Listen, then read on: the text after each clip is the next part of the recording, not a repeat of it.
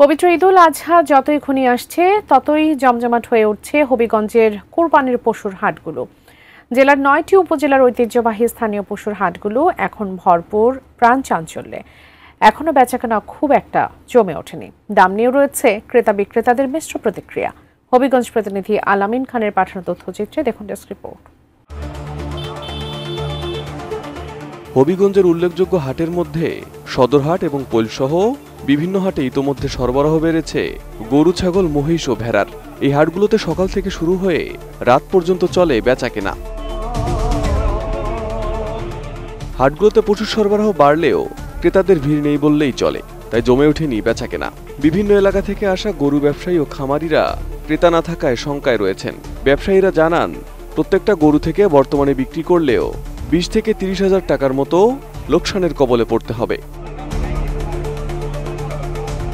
কোরবানির জন্য বড় জাতের গরু যদি বাজার থেকে ঘুরিয়ে নিতে হয় তাহলে গরুর জন্য প্রতিদিন ৮০০ থেকে ১০০০ টাকার মতো খরচ হয়।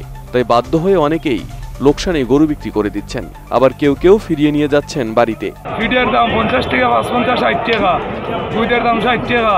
এটা মিলাই আমরা ৪-৫টা গরু লিয়ে আজকে আইছি, কিন্তু দাম হয়েছে গত বছর থেকে একটু বেশি। যে গরু ভারতের গরু আইলে যারা খামার আছে এরা বিরাট মরবে, অনেক লজ্জা, অনেক পাইকার আছে এরাও লজ্জা।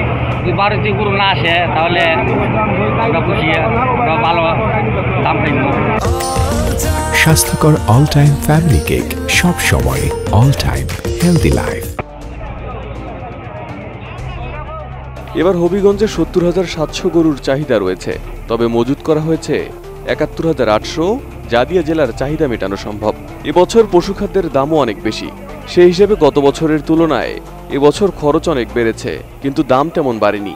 আসন্ন ঈদুল আজহাকে কেন্দ্র করে হবিগঞ্জ জেলার ৯টি উপজেলায় প্রায় ৭,২৯৯ জন খামারি এবং মৌসুমি খামারি গরু মোটাতাজাত কার্যক্রমের সাথে জড়িত আছে এবং হবিগঞ্জ জেলায় প্রায় ৭১,৭৪৬টি গরু আসন্ন কুরবানি উপলক্ষে প্রস্তুত করা হয়েছে বিক্রির জন্য। এবং আমাদের বিগত বছরগুলোর চাহিদা অনুসারে আমরা নিরূপণ করে দেখেছি এবছর প্রায় ৭০,৫৮৩টি গরু, মহিষ এবং ছাগলের চাহিদা আসন্ন কুরবানি।